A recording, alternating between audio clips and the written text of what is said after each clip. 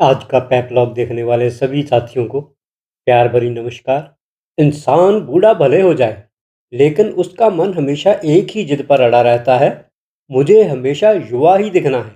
इसी एक चाहत और जुनून के लिए आज का इंसान हर हद पार करने को तैयार है। महंगे प्रोडक्ट्स, अजीबोगरीब ग्रूमिंग और रसायनों का ऐसा इस्तेमाल मानो वक्त थामने की कोई सनक सवार हो।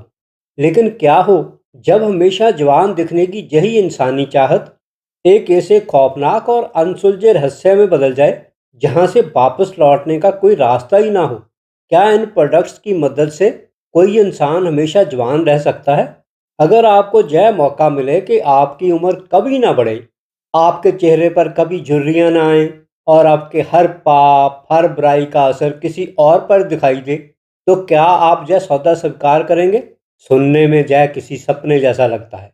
इस चमकीले चेहरे के पीछे कौन सा काला सच छुपा है?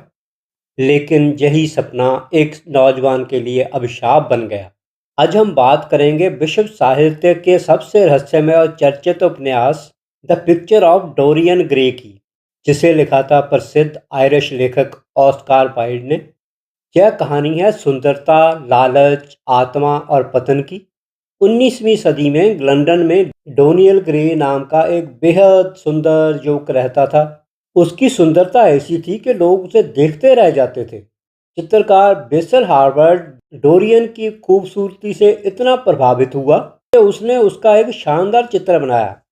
जब चित्र पूरा हुआ तो डोरियन ने खुद को उस चित्र में देखा और पहली बार उसे एहसास हुआ कि एक दिन उसकी जवानी और सुंदरता समाप्त हो जाएगी। उसी समय उसका परिचय एक अमीर और प्रभावशाली व्यक्ति लॉर्ड हेनरी वॉटन से होता है।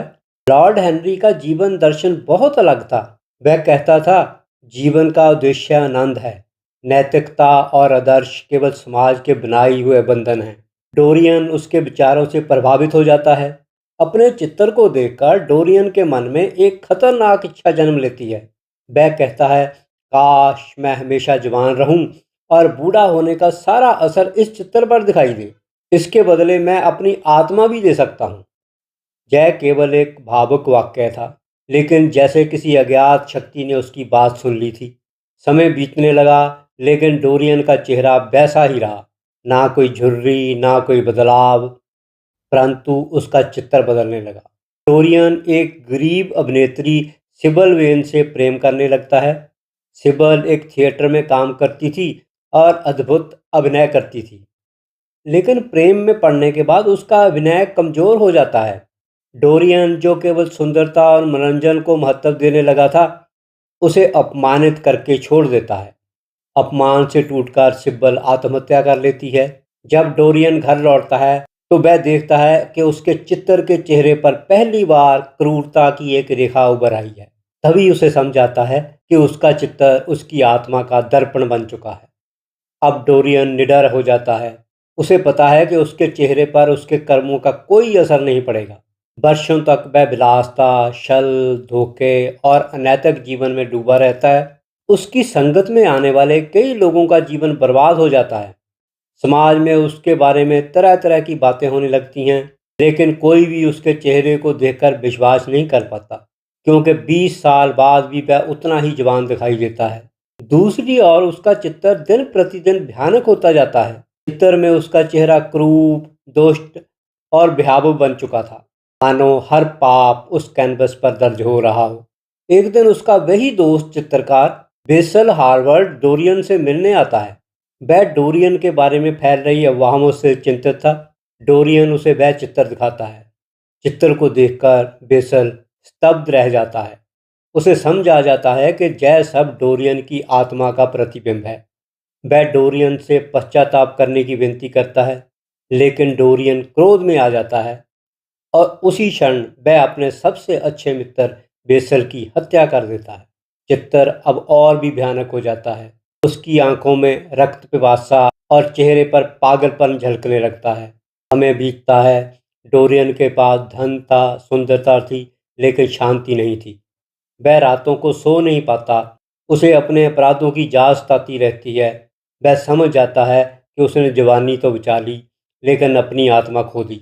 एक रात वह निर्णय करता है कि अब इस अभिशाप को समाप्त करना होगा। वह वही चाकू उठाता है जिससे उसने बेसर की हत्या की थी और चित्र पर वार कर देता है। अगली सुबह नौकर कमरे में प्रवेश करते हैं। वे देखते हैं कि दीवार पर टंगा चित्र फिर से पहले जैसा सुंदर और युवा हो गया है, लेकिन फर्श पर बूढ़े, बदसूरत और पहचान से परे व्यक्ति की लाश पड़ी है। उसके सीने में चाकू धंसा हुआ है। बहुत देर बाद लोगों को समझ आता है कि वह व्यक्ति डोरियन ग्रे था। जिस सुंदरता को बचाने के लिए उसने अपनी आत्मा बेच दी थी, वही उसकी विनाश का कारण बन गई। ऑस्कर वाइल्ड की यह कहानी केवल एक डरावनी या रहस्यमय कथा नहीं है। यह हमें बताती है कि इंसान दुनिया से तो अपने पाप छिपा सकता है, लेकिन अपनी अंतरात्मा से नहीं।